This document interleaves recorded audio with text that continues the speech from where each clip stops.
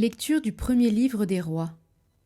En ces jours-là, lors de la consécration du temple, Salomon se plaça devant l'autel du Seigneur, en face de toute l'assemblée d'Israël.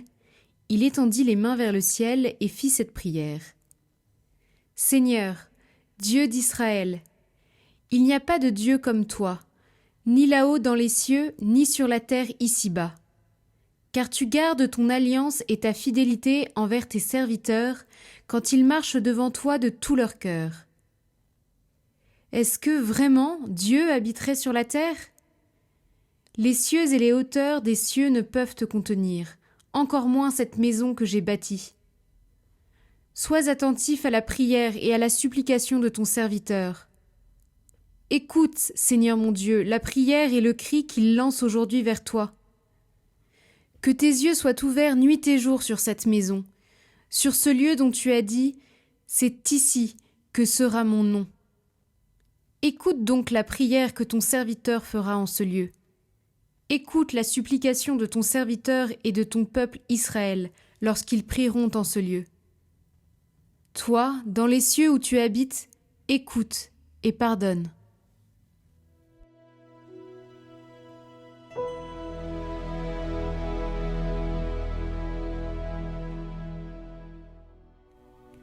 De quel amour sont aimées tes demeures, Seigneur, Dieu de l'univers. Mon âme s'épuise à désirer les parvis du Seigneur. Mon cœur et ma chair sont un cri vers le Dieu vivant. De quel amour sont aimées tes demeures, Seigneur, Dieu de l'univers. L'oiseau lui-même s'est trouvé une maison, et l'hirondelle, un nid pour abriter sa couvée. Tes autels, Seigneur de l'univers, mon roi et mon Dieu. De quel amour sont aimées tes demeures, Seigneur, Dieu de l'univers. Heureux les habitants de ta maison, ils pourront te chanter encore. Dieu, vois notre bouclier, regarde le visage de ton Messie. De quel amour sont aimées tes demeures, Seigneur, Dieu de l'univers. Oui, un jour dans tes parvis en vaut plus que 1000. J'ai choisi de me tenir sur le seuil, dans la maison de mon Dieu. De quel amour sont aimées tes demeures, Seigneur, Dieu de l'univers.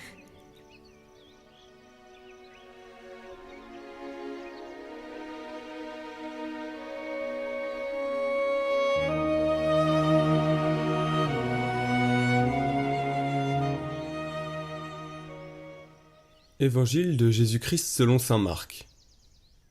En ce temps-là, les pharisiens et quelques scribes, venus de Jérusalem, se réunissent auprès de Jésus et voient quelques-uns de ses disciples prendre leur repas avec des mains impures, c'est-à-dire non lavées. Les pharisiens, en effet, comme tous les juifs, se lavent toujours soigneusement les mains avant de manger, par attachement à la tradition des anciens. Et au retour du marché, ils ne mangent pas avant de s'être aspergés d'eau, et ils sont attachés encore par tradition à beaucoup de pratiques, lavage de coupes, de carafes et de plats. Alors, les pharisiens et les scribes demandèrent à Jésus : « Pourquoi tes disciples ne suivent-ils pas la tradition des anciens ? Ils prennent leur repas avec des mains impures. » Jésus leur répondit : « Isaïe a bien prophétisé à votre sujet, hypocrite, ainsi qu'il est écrit : Ce peuple m'honore des lèvres, mais son cœur est loin de moi. C'est en vain qu'ils me rendent un culte. Les doctrines qu'ils enseignent ne sont que des préceptes humains. Vous aussi, vous laissez de côté le commandement de Dieu pour vous attacher à la tradition des hommes. » Il leur disait encore : « Vous rejetez bel et bien le commandement de Dieu pour établir votre tradition. En effet, Moïse a dit : Honore ton père et ta mère. Et encore : Celui qui maudit son père ou sa mère sera mis à mort. Mais vous, vous dites : Supposons qu'un homme déclare à son père ou à sa mère : Les ressources qui m'auraient permis de t'aider sont corban, c'est-à-dire dons réservés à Dieu. Alors, vous ne l'autorisez plus à faire quoi que ce soit pour son père ou sa mère. Vous annulez ainsi la parole de Dieu par la tradition que vous transmettez, et vous faites beaucoup de choses du même genre. »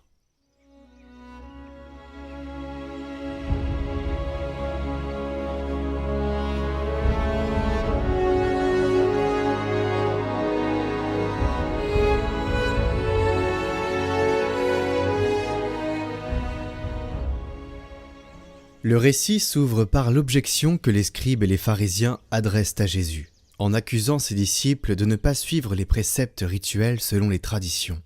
De cette manière, ses interlocuteurs voulaient porter atteinte à la fiabilité et à l'autorité de Jésus en tant que maître, parce qu'ils disaient « Mais ce maître permet que ses disciples n'accomplissent pas les prescriptions de la tradition. » Mais Jésus réplique avec force, en disant « Isaïe a bien prophétisé de vous, hypocrite, ainsi qu'il est écrit. Ce peuple m'honore des lèvres, mais leur cœur est loin de moi. Vain est le culte qu'ils me rendent. Les doctrines qu'ils enseignent ne sont que préceptes humains. Voilà ce que dit Jésus, des paroles claires et fortes. Aujourd'hui encore, le Seigneur nous invite à fuir ce danger d'accorder plus d'importance à la forme qu'à la substance. Il nous appelle à reconnaître toujours à nouveau ce qui est le véritable centre de l'expérience de foi, c'est-à-dire l'amour de Dieu, l'amour du prochain, en le purifiant de l'hypocrisie du légalisme et du ritualisme.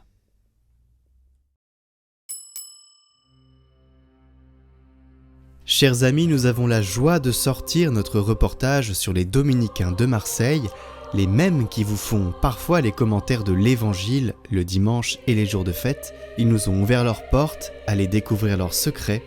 Qu'est-ce qu'être un frère dominicain dans un monde qui bouge, et notamment à Marseille? Merci pour vos soutiens, n'hésitez pas à partager ce reportage. Le lien de la vidéo est en haut à droite, dans la description et en commentaire.